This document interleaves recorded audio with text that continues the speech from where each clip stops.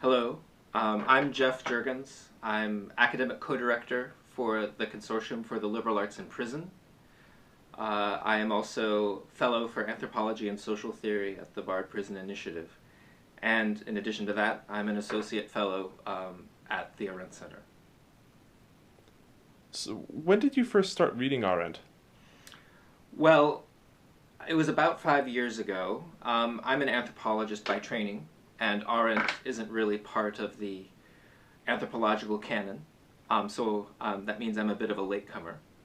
But I came across colleagues who were citing Arendt's arguments on the decline of the nation-state and the end of the rights of man from the origins of totalitarianism. And I found that Arendt's argument about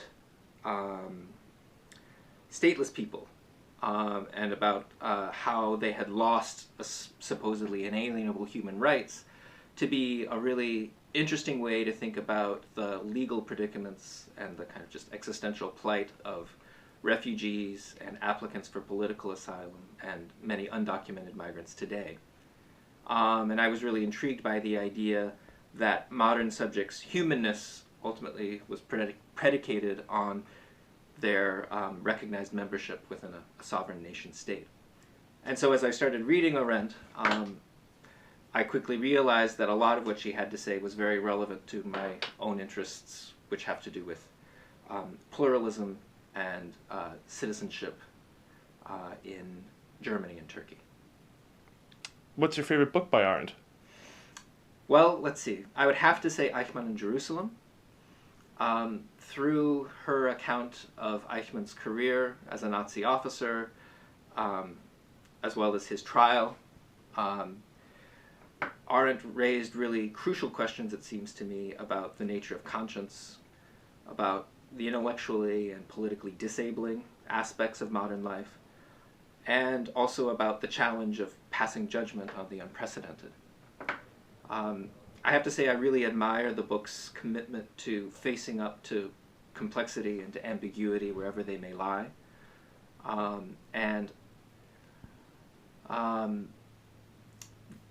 That commitment to facing up to complexity certainly applied to Eichmann himself, who was subject to a great deal of critical scrutiny in the book, but it didn't spare European Jewish leaders, the Jerusalem court, or the Israeli government either. And of course there are many detractors of Arendt's book who take fault with the way that she holds Jewish and Israeli leaders to account, as if that somehow diverted or negated the enormity of Eichmann's and the Nazis' crimes. But it seems to me that rigorous thinking is supposed to unsettle our unquestioned convictions, to give us pause in relation to kind of previously sort of pat distinctions and judgments. And I think on that front, Eichmann in Jerusalem is a tremendous success, even if I don't agree with every single claim that Arendt makes in the book. So ultimately, why does Arendt matter? Well, let's see. I would say that Arendt matters because she was a courageous thinker who invited and expected her readers to be courageous too.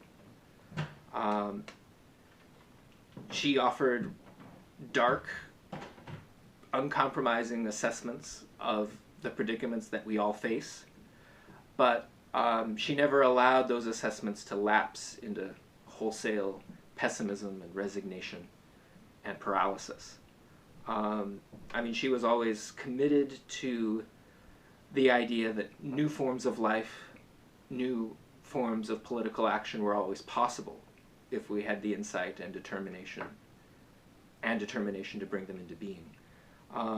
And she held on, she held on to the human capacity for uniqueness, for novelty, in a way that it seems to me recognized the hold that history has on all of us, but refuses to concede that we are shackled by our history, that we're reduced to it. And for that reason, I mean, I think that actually she's quite a hopeful writer as well. And that's, I think, really the core of her importance for me.